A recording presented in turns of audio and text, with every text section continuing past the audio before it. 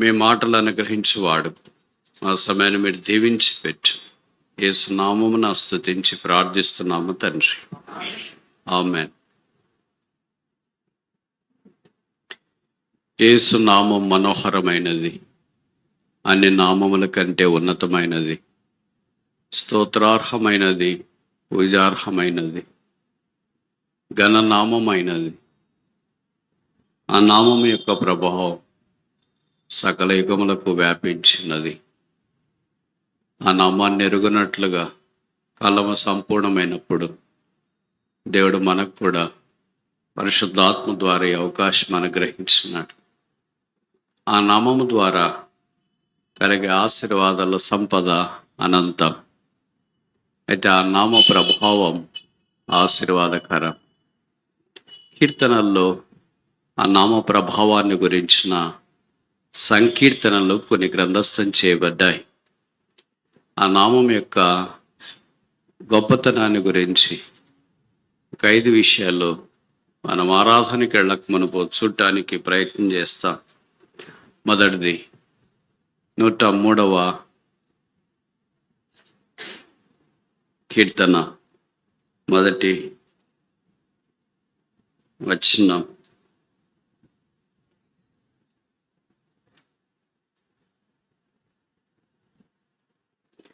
Psalm 103 verse 1. 103:1. నా ప్రాణమా యెహోవాను సనుతించుము, నా అంతరంగమునున్న సమస్తమా ఆయన పరిశుద్ధ నామం. ఆయన నామం మొదటిది holy. Holy is his name. ఆయన నామము పరిశుద్ధమైనది. అందుకని యేసుప్రభు వారు శిష్యులకు కొండ మీద ప్రార్థన నేర్పించే సందర్భంలో మత్తయి సువార్త 6వ అధ్యాయంలో వారికి పరలోకమందున్న మా తండ్రి, నీ నామము హల్లowed be thy name, ఈ నామము పరిశుద్ధపరచబడగాక అనే పరిచయము వారికి చేస్తున్నట్లు మనం ఎరుగుదము. మనలో చాలామందికి రకరకాల పేర్లు ఉండొచ్చు, కానీ పరిశుద్ధం అనే పేరు ఎవరైనా పెట్టుకుని ఉండొచ్చు, కానీ బట్ దట్స్ నాట్ ట్రూ. అది వాస్తవం కాదు. పరిశుద్ధమ్మ, పరిశుద్ధరావు ఇలాంటి పేర్లు అక్కడికి కనిపించవచ్చు, పరిశుద్ధరాజు అని. కానీ ఒకే ఒక్కడు పరిశుద్ధుడు, ఒకే ఒక్కడు పాపం లేనివాడు. ఆయన పరిశుద్ధతను గురించి ట్రయూన్లీ హోలీ, మూడంతలుగా ఆయన పరిశుద్ధుడు అని యెషయా 6లో మనం చూస్తాం.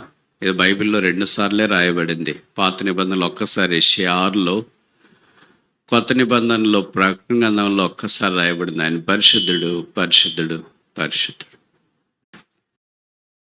కనుక ఆ పరిశుద్ధ నామాన్ని అపరిశుద్ధులమైన మనకు పరిచయం చేయటానికి దేవుడు ఇష్టపడ్డాడు.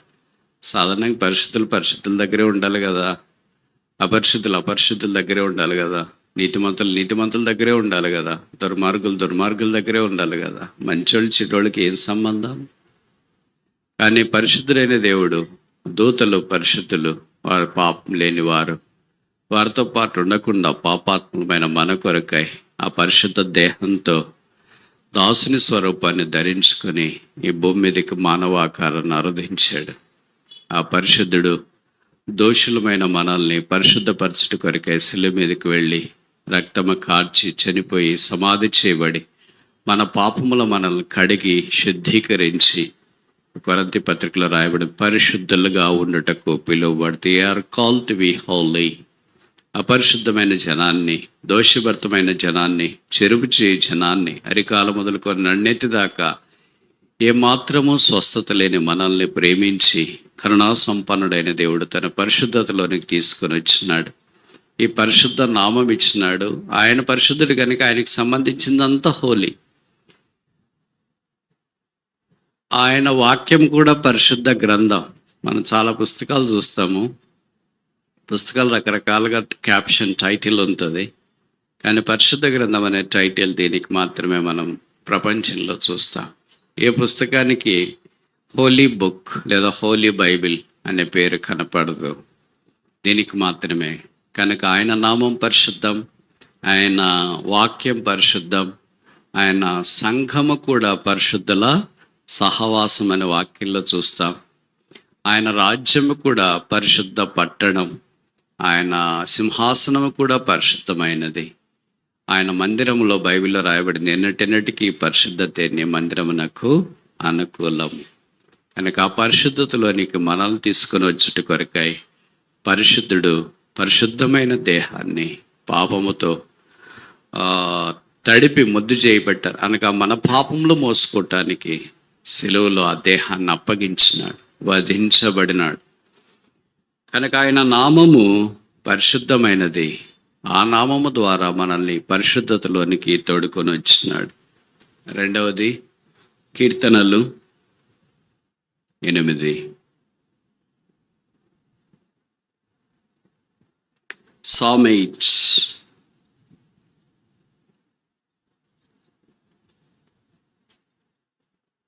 Verse 1. 8వ కీర్తన మొదటి వచనం. యెహోవా మా ప్రభువా, ఆకాశములో నీ మహిమను కనపరచువాడా, భూమి యందంతటా నీ నామము. దీనికి ఇంగ్లీష్లో ప్రభావం అనే దానికి హౌ ఎక్సలెంట్ ఈజ్ దై నేమ్. ఆయన నామం ప్రభావం కలిగింది, ఎక్సలెంట్, ఔన్నత్యమైనది. దానికి మించిన ఎక్సలెంట్ అంటే ఇంక ఎక్సలెంట్కి మించిన గ్రేడ్ ఏముండదు. యావరేజ్ తర్వాత ఉంటుంది గుడ్ అని, గుడ్ తర్వాత ఉంటుంది బెటర్ అని, బెటర్ తర్వాత ఉంటుంది బెస్ట్ అని, కానీ దాని తర్వాత ఉంటుంది ఎక్సలెంట్ అని, దాన్ని అవుట్ స్టాండింగ్ అని కూడా అంటారు. ఇంకా ఆ తర్వాత ఏముంది, డబుల్ ఎక్సలెంటా? యేసు ప్రభు యొక్క నామం ఎక్సలెంట్, మహాప్రభావం గలది. 8వ కీర్తన దావీదు చేతిలో నుండి జాలవారిన ఆధ్యాత్మికమైన అంతరిక్ష అణిముత్యం. అంతరిక్షము అంటే మనకి ఏదో గుడితనంగా అనిపిస్తూ ఉంటుంది. ఏంటబ్బా ఇది అంతరిక్ష స్పేస్. ఆయన ఆ పాత దినాల్లోనే దేవుడు కలగజేసిన చంద్ర నక్షత్రాలను, ఆకాశాన్ని అన్నిటినీ ఒకసారి అలా స్కాన్ చేసినట్లు మనకు అనిపిస్తుంది. ఈ కుడ్ బి ద ఫస్ట్ ఆ స్పేస్ సైంటిస్ట్.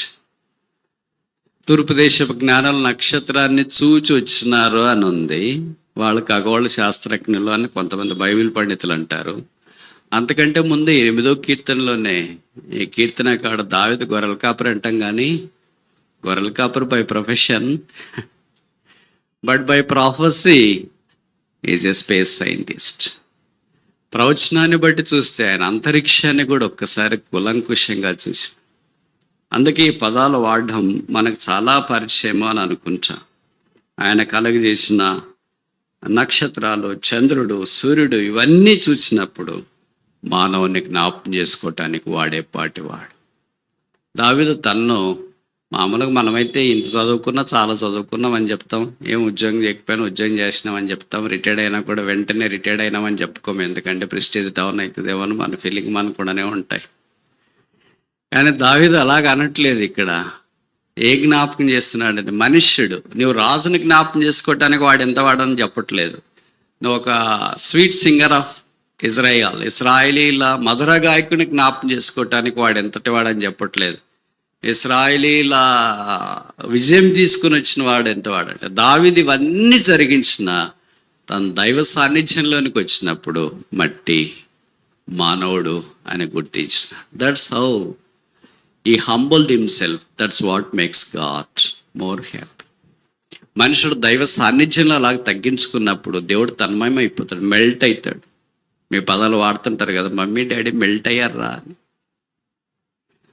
అలాగే దేవుడి దగ్గరికి వచ్చినప్పుడు దావీదు ఇంత రాజు అభిషేకించబడినవాడు, తర్వాత సితారా చమత్కారంగా వాయించి పాటలు పాడవాలి, రాయగలిగి ఇదంతా ఇంత టాలెంట్ పెట్టుకొని నా దగ్గరికి వచ్చి మనిషి అంటాడేంటి?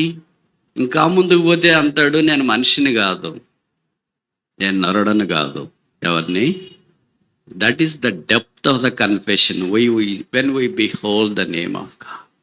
దైవ సాన్నిధ్యాన్ని మనం చూస్తున్నాడు, మనకు అనిపిస్తుంది. అది చూడనంత దాకా మనం అనుకుంటాం, చాలా చదివా, చాలా ఉద్యోగం చేస్తున్నా, background, four ground, left ground, road ground, అన్ని గ్రౌండ్లన్నీ ఉన్నాయని అనుకుంటాం.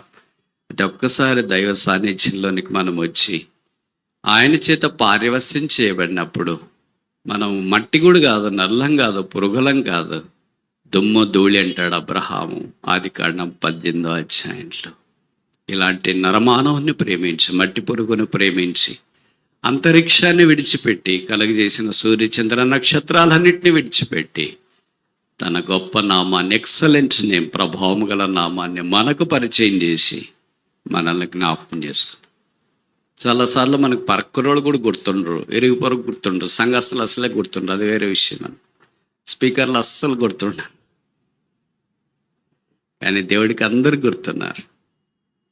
జ్ఞాపకం చేసుకున్నాడు దేవుడు దావీదును. కనుక ఈ గొప్ప నామము మనల్ని జ్ఞాపకం చేసుకొని, దీనదశలో ఉన్నప్పుడు ఆయన మనల్ని కరుణించి మన కొరకై ఆ నామము ద్వారా రక్షణ ఆశీర్వాదం సంప్రాప్తం చేయుట కొరకై, ఆ రక్షణలో ఎరుగుట కొరకై, ఎదుగుట కొరకై కాలం సంపూర్ణమైనప్పుడు దేవుడు మానవుడిగా ఈ భూమి మీద ఉద్భవించినాడు. మూడవది 54:6, Psalm 54:6.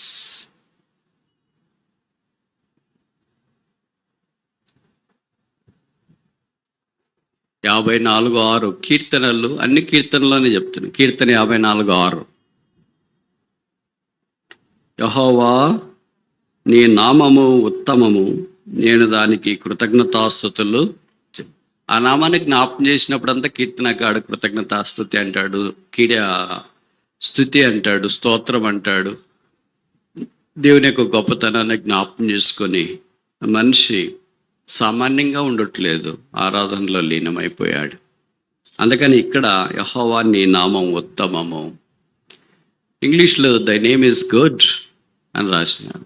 నేను ఇంతకుముందు కూడా చెప్పాను అనుకుంటా, మళ్ళీ చెప్తానే ఉంటా. కొంతమంది కొత్త వాళ్ళు ఉంటారు, మర్చిపోయిన వాళ్ళకి కూడా గుర్తుంటారు. టీచర్ యొక్క బలహీనత ఏంటంటే చెప్పిందే చెప్తుంటారు, ప్రిపరేషన్ తక్కువ, ప్రిపోజిషన్ ఎక్కువ. అందుకనే గుడ్ అనే ఇంగ్లీష్ ఒకే ఒక పదానికి తెలుగులో 4 పదాలు వాడబడుతవచ్చు. కీర్తనలోనే మనం ఆ పదాలు చూస్తాం.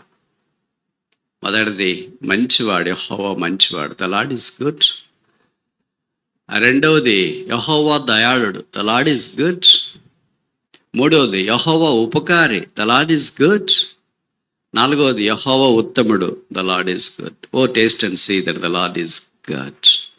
యెహోవా ఉత్తముడని రుచి చూచి తెలుసుకోండి. సరే, గుడ్ అనే పదం బాగా కనిపిస్తుందా? మంచివాడు, ఉపకారి, దయాళుడు, ఉత్తముడు. It's a progressive glorifying name of God. పురోగమన దైవనామ ప్రత్యక్షత. గుడ్ అంటే మంచిదనే సాధారణంగా అందరికి వాడే పదమే ఇది, కానీ మిగతా పదాలు అందరికి మనం వాడలేం. ఇప్పుడు అలాగే ఏదన్నా పెళ్లి చూపుల కొరకు ఏదైనా ఊరు వచ్చారనుకో, మీ ఊరే వచ్చారు, ఎవరో ఒక పెళ్ళి సంబంధం కుదుర్చుకోవటానికి అడిగారనుకో, అమ్మాయి ఎలాంటిది అంటే ఏం చెప్తారు? మంచివాళ్ళు అండి, మంచి స్పిరిచువల్ అని చెప్తారు. అబ్బాయి ఎలాంటి వాడు అంటే మంచివాడు అంటే స్పిరిచువల్ అని చెప్తారు. కానీ ఉత్తముడు అని చెప్తారు. అమ్మాయి అంటే ఉత్తమరాలు, ఈ అబ్బాయి ఉత్తముడు, అమ్మాయి దయాళుడు, ఈ అబ్బాయి కూడా దయాళుడే అని చెప్తారా? సాధారణంగా అలాగే చెప్పరు కదా. కనుక మనిషిని దగ్గరికి మంచివాడని వచ్చి ఆగిపోతుంది, ఆ పదం ఇంక ముందుకెళ్ళదు. కానీ దేవుడి దగ్గరికి వచ్చేటప్పటికి ఆ పదం మంచోడు అనే దగ్గర ఆరంభించబడి ఎక్కడ దాకా వెళ్తుంది? ఉత్తముడు. అక్కడ దాకా అంటే ఆయన దయాళుడు, ఆయన ఉపకారి, ఆయన మంచివాడు, ఆయన ఉత్తముడు. ఆయన నామం కూడా ఉత్తమమైనది. కనుక ఆ నామాన్ని ఆయన మనకు అనుగ్రహించినాడు. ఉత్తమమైన నామాన్ని అనుగ్రహిస్తే ఆయన చేసేవన్నీ అలాగే ఉంటాయి, అంటే మంచిగానే ఉంటాయి, ఉపకారంగానే ఉంటాయి. బైబిల్లో రాయబడింది ఆయన అందరికీ ఉపకారి, ఈజ్ గుడ్ టు ఆల్. మనం ఎట్లుంటాము? మంచోడికి మంచి, ఇవన్నీ మీకు తెలుసు కదా. లోకంలో అంటూ ఉంటారు, నేను మంచోనికి మంచి, చెడు చేస్తే మాత్రం నేను సహించలేను. మీ ఇల్లు మా ఇంటికి ఎంత దూరమో మా ఇల్లు కూడా మీ ఇంటికి అంతే దూరం. మీది తినాలే, మాది తినాలే. కనుక నేను ఎవరి జోలికి రాను, ఎవరైనా నా జోలికి వస్తే ఊరుకు. Very good. ఈ భాష అంతా మీకు బాగా తెలిసే, అంటే రోజు వాడుతున్నారు అనమాట, కాలేజీలో, స్కూల్లో, పొలంలో, అక్కడంతా. కానీ ఈశ్వరు అలా కాదు. మీరు నా జోలికి వస్తే ఊరుకోనని చెప్పింటే ఈ దినాన్ని మనం ఇక్కడ ఉన్నాం, ఉంటామా? నేను మీ జోలికి రాను, కానీ మీరు నా జోలికి రావద్దండి అని యేసుప్రభు చెప్పలేదు. యేసుప్రభు వాళ్ళతో పొట్లాడటానికి పోలేదు, వాళ్ళు మేలు చేయటానికి వెళ్ళాడు. బైబిల్లో రాయబడిన వారికి సువార్త ప్రకటించినాడు, రోగాలు స్వస్థపరిచినాడు, ఆకలి కంటే భోజనం పెట్టినాడు, వారికి అన్ని వస్తువులు చేశారు. చివరిలో వాక్యం నెరవేరినట్లు ఆ యేసును వారి సిలువ వేయటానికి తీసుకుని వెళ్ళారు. ఆ సిలువ వేస్తున్నప్పుడు కూడా ఎవరు కొడుతున్నారు, ఎవరు కొట్టట్లేదు గుర్తుపెట్టుకుందాం, వీళ్ళందరూ తర్వాత చూస్తాం వీళ్ళ సంగతి అని యేసుప్రభు అనుకోలేదు. అలాగనుకుంటే బహుశా ఇక్కడ మనం ఎవరు కనపడమేమో. ఆయన మన అపరాధాలను బట్టి మనం శిక్షించలేదు, మన దోషములను బట్టి ఆయన మన విషయమై అవమానపరచడానికి లేదా శిక్ష విధించడానికి ఇష్టపడలేదు. ఆయన శిక్షించడానికి భూమి మీదకి రాలేదు, రక్షించడానికి వచ్చిన. అందుకే రోమా 8:1 అపోస్తలుడైన పౌలు అంతటినీ సమరైజ్ చేసి, he summarized the whole the meaning of the cross in one verse. Now therefore no condemnation unto them that are in Christ. కాబట్టి క్రీస్తు యేసునందున్న వారికి ఇప్పుడు ఏ శిక్షా విధి లేదు. శిక్షార్హులమైన మనము, శిక్ష కింద ఉన్న మనము, చెడ్డవారమైన మనము, దయలేని మనము, అవుత్తములైన మనం, ఉత్తముడికి ఆపోజిట్ పదం తెలుసు కదా, అలాంటి మనల్ని ఆయన ప్రేమించి మంచివారిగా, ఉపకారిగా, దయాళులుగా, ఉత్తముడిగా చేయట కొరకాయ ఆ నామాన్ని మనకు అనుగ్రహించినాడు. 4 చూస్తామా, కీర్తనలు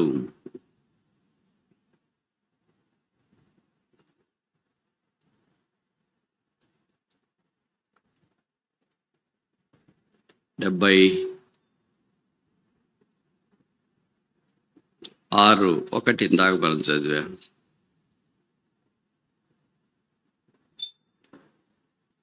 యూదాలో దేవుడు ప్రసిద్ధుడు, ఇశ్రాయేల్లో ఆయన నామము గొప్పది. 148:13. Psalm 148 verse 13.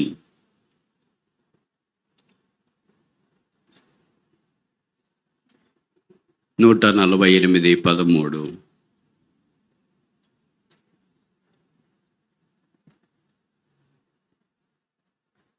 అందరూ యెహోవా నామమును స్తుతించుదురుగాక, ఆయన నామము ఈ గొప్ప, మహోన్నత, ఇవన్నీ దాదాపు పర్యాయ పదాలుగా మనం చూడవచ్చు. ఇంగ్లీష్లోనైతే వేరుగా వాడబడుతూ వచ్చింది, గ్రేట్, ఎక్సలెంట్, మ్యాజెస్టీ అని. కానీ ఈ రెండు మనం కలుపుకుంటే హిస్ నేమ్ ఈజ్ గ్రేట్, ఆయన నామము గొప్పది. ఎంత గొప్పది అని అంటే, బహుశా నేను ఇలాగ చెప్తే తప్ప కాదనుకుంటా, ఇదే వాక్యాన్ని అపోస్తలుడైన పౌలు తీసుకొని ఫిలిప్పీ 2లో అన్నాడు, ప్రతి మోకాలు ఆయన నామమున, ప్రతి నోరు ఆయన నామమును సంస్తుతించును.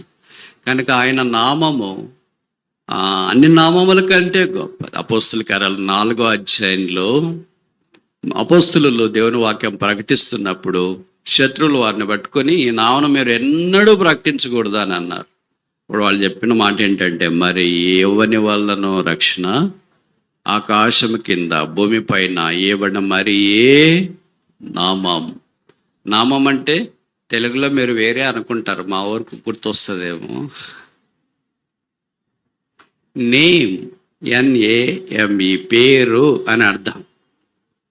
కనుక ఇక్కడ పేరు, నేమ్, అన్ని నామముల కంటే, అన్ని పేర్ల కంటే ఉత్తమమైన నామము యేసు నామము.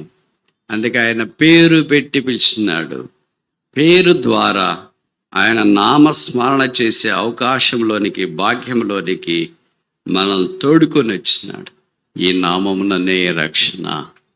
అపోస్తల కార్యాలు 3వ అధ్యాయంలో శృంగారం అనే దేవాలయం దగ్గర భిక్షం అడుక్కునే భిక్షగాడు దాదాపు 40 ఏళ్ల నుండి అదే పనే చేస్తున్నాడేమో, అక్కడే ఉన్నాడు. పేతురు, యోహాన్లు మనకు తెలుసు కదా, మధ్యాహ్నం 3 గంటల ప్రాంతంలో ప్రార్థన చేయడానికి వచ్చారంట. ఇది చాలా అరుదుగా ఉంటుంది బైబిల్లో, ఇది ఒక సందర్భంలోనే ఇలాగ రాయబడింది, మధ్యాహ్నం 3 గంటలకు ప్రార్థన. పేతురు కూడా ప్రార్థన చేసినాడు, కానీ అపోస్తల కార్యాల్లోనే మధ్యాహ్నం అని అనుకుంటుండా. కానీ ఇక్కడ వీళ్ళిద్దరు కలిసి దేవాలయానికి వెళ్ళి ప్రార్థన చేశారు. పేతురు అయితే భోజనం లేట్ అవుతుందన్నా, అంతదాకా మీరు ప్రార్థన చేసుకోండి అని చెప్పినట్టున్నారు కింద సిస్టర్ వాళ్ళు. అందుకని ఆయన ఆకలి కొనెను, బైబిల్లో రాయబడింది, ఆయన ఆకలి కొనెను. అందుకే పైనుండి దుప్పుట దేవుడు అన్ని పంపించి, అఫ్ కోర్స్ అది వేరే దర్శనం అనుకోండి, అది వేరే విషయం. ఇక్కడ మనం చూస్తే వాడు వీర్యొద్దు ఏమైనా దొరకనేమో అని భిక్షం అడుక్కోవటానికి ఆరంభించినాడు. అప్పుడు వారు చెప్పిన మాట ఏంటంటే, వెండి బంగారములు మా యొద్ద లేవు కానీ మాకు కలిగిందే ఇచ్చుచున్నాం. ఏముందంటే వారి దగ్గర? పట్టదారి పుస్తకమా, క్యాట్ కార్డా, ఏ కార్డు? Christ card. క్రీస్తు అనే నామం ఉంది, ఆ నామమే మాకు కలిగింది, అదే మేము మీకు ఇస్తున్నాము. ఏంటదంటే నజరేయుడైన యేసు నామం. ఆ నామములో స్వస్థత. బైబిల్లో రాయబడింది, వాడు లేచి గంతులు వేయచ్చు. ఇంటికి వెళ్ళాలి కదా, ఒకవేళ పెళ్ళి అంటే భార్యకు కనపడాలి కదా, లేదా బంధువులు ఇరిగిపోరు వారికి కనిపించాలి కదా. మనకు మనసు, మంచి మనసు ఎలాగుందంటే బైబిల్లో రాయబడింది, వాడు 3వ అధ్యాయము అపోస్తుల కార్యములు, యాక్ట్స్ ఆఫ్ ది అపోజిల్ చాప్టర్ 3.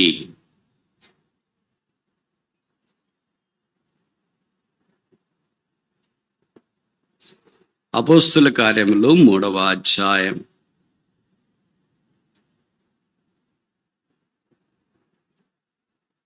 8వ వచనం. Chapter 3 verse 8. వాడు దిగ్గున లేచి నిలచి నడిచెను. ఇంతదాకా పై వచనాల్లో మనం చూస్తే 2వ వచనం, మోసుకొని పోబడుచుండేవాడు. పుట్టింది మొదలుకొని మోసుకొని పోబడేవాడు. ఇప్పుడు వాడు వేరే వారికి భారం లేదు. లేచినాడు, నిలబడినాడు, నడిచినాడు అంటే independent, can walk by himself. తనకు తానే నడవగలడు, తనకు తానే నిలబడగలడు, తనకు తానే లేవగలడు. కొన్నిసార్లు మన ఇంట్లో పెద్దల వయసు ఉన్నోళ్ళు లేకపోతే మనం వాళ్ళకి హెల్ప్ చేస్తుంటాం పట్టుకొని. కొంతమంది కూర్చుంటే లేస్తే కూర్చోలేరు. పెద్ద వయసు ఉన్నోళ్ళు కాదులే, చిన్న వయసు ఉన్నోళ్ళు కూడా. అంటే వాళ్ళకి దే నీడ్ సపోర్ట్, వారికి సహాయం అవసరం. ఇక్కడ ఇంతదాకా వారికి సహాయం చేసే వాళ్ళు ఉన్నారు. బహుశా 4 మనుషులు మోసుకొని వస్తున్నారేమో.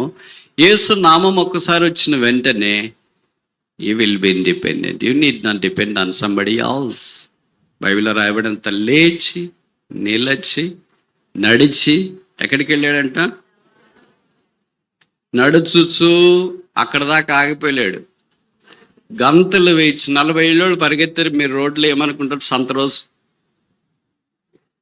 శనివారం ఏమైనా పోగొట్టుకున్నాడేమో అనుకుంటారు కదా, బ్యాగ్, చేపల బ్యాగ్ అవి పోగొట్టుకొని వచ్చినాడేమో అని.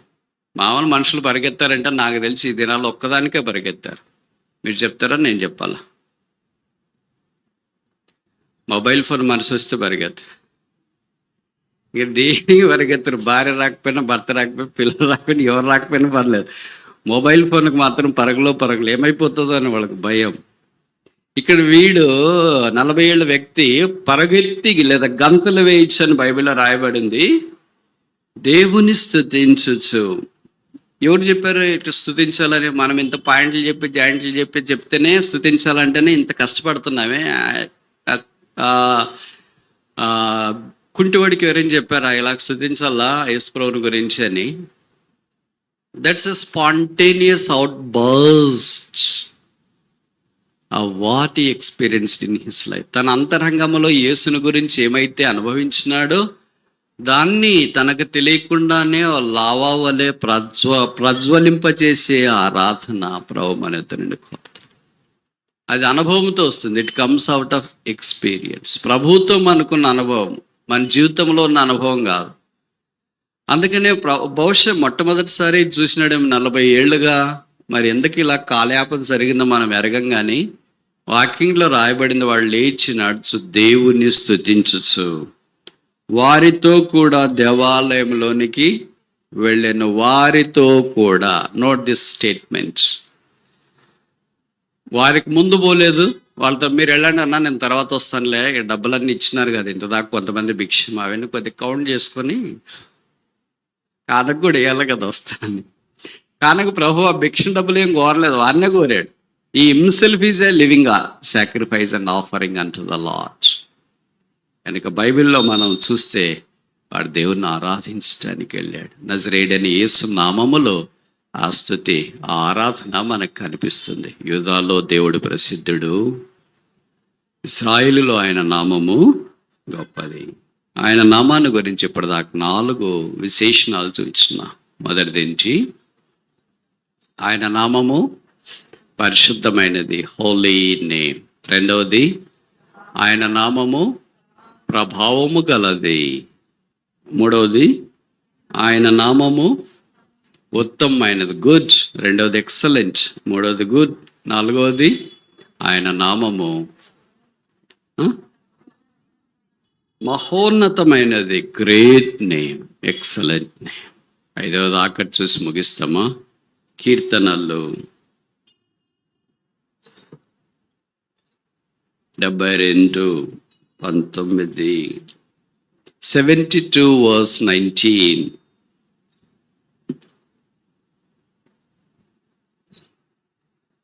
Psalm 72:19.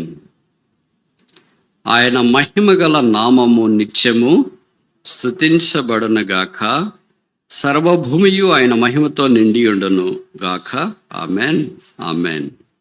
యెషయా కుమారుడు దావీదు ప్రార్థనలు ముగిసి, ఆయన ప్రార్థన ఎలాగ ముగిస్తున్నాడు చూడండి. ఆమెన్ ఆమెన్ అంటున్నాడు, అదే సమయంలో దైవనామాన్ని చేసిన సంస్మరణ అమోఘం. యెహోవా నామం ఎలాంటిది? గ్లోరియస్ నేమ్, మహిమగల నామం. ఈ మహిమగల నామాన్ని దేవుడు మనకు అనుగ్రహించి, మహిమకు తక్కువ వచ్చిన మనం, బైబిల్లో రాయబడింది కదా రోమపత్రికలో, all have sin and come short of the glory. Short అంటే మనకి 100 మార్కులు 100 మార్కులకు 35 రావాలనుకోండి, పాస్ కావాలంటే ఎన్ని వచ్చినాయి? 34 వచ్చింది. 34 వస్తే ఫెయిలే, 30 వచ్చినా ఫెయిలే, 0 వచ్చినా కూడా ఫెయిలే. 1 మార్కులో పోయిందిరా అంటాం పక్కన చెప్పేటప్పుడు. అలా గ్రూపులు, డిఎస్సీలు, పోలీసులు, దీంట్లో ఫెయిల్ అయిన వాళ్ళు వచ్చి నేరుగా బ్రదర్ క్వాలిఫై కాలేదు ప్రార్థన చేయండి అంటే చాలా బాగుంటుంది, వండర్ఫుల్గా. అట్లా చెప్పారు, 1 మార్కులో పోయిందండి. అంటే how polishly they want to defend అని అనుకుంటా ఉంటారు. భవిష్యత్ గోదావరి భాష్యం కదా, ఎక్కడైనా ఇదే భాష వాడుతున్నారు ఇప్పుడు వేరే దగ్గర కూడా. 1 మార్కులో పోయిందా, 10 మార్కుల్లో పోయింది కదా, పోయిందే లేదా? అలాగే మనం కూడా దేవుడి దగ్గరికి వచ్చినప్పుడు 1 మార్కులో పోయినా, 10 మార్కులో పోయినా, 0 మార్కులో పోయినాం అనేది that's not the point to be answered. అది చెప్పాల్సిన సంగతి కాదు. మనం అందరము దేవుని మహిమకు తక్కువ వచ్చిన, దూరం అయితేమి, వెలుపట ఉంటేమి.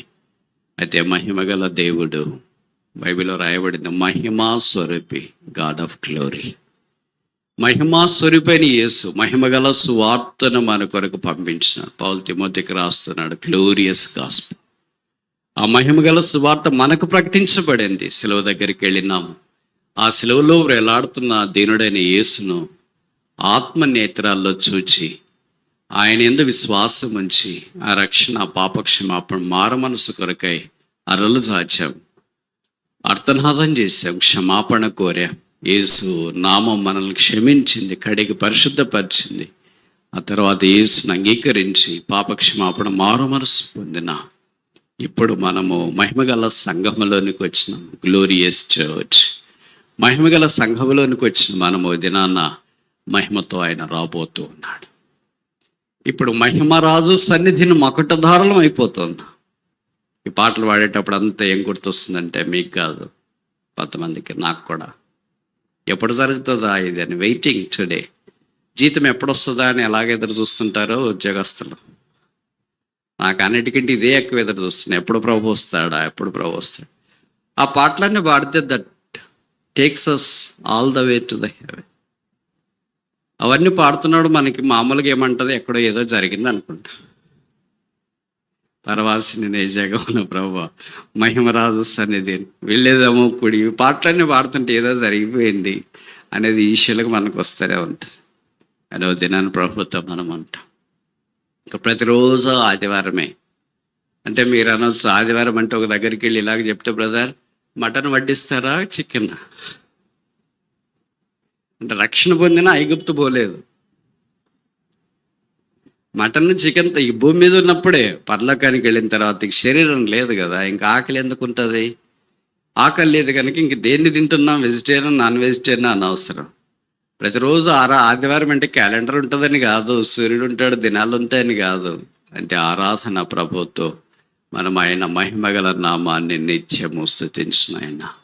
భూమి మీద ఉన్నప్పుడైతే ఏదో కొంతసేపు, కొంత సమయం, కొంత అనుకూలతను బట్టి అయితే పరమండలములో ఆ ప్రభువుని మానక బైబిల్లో రాయబడింది, this is not to worship God. మానక ఆయన ఆరాధిస్తూ వస్తున్నాం.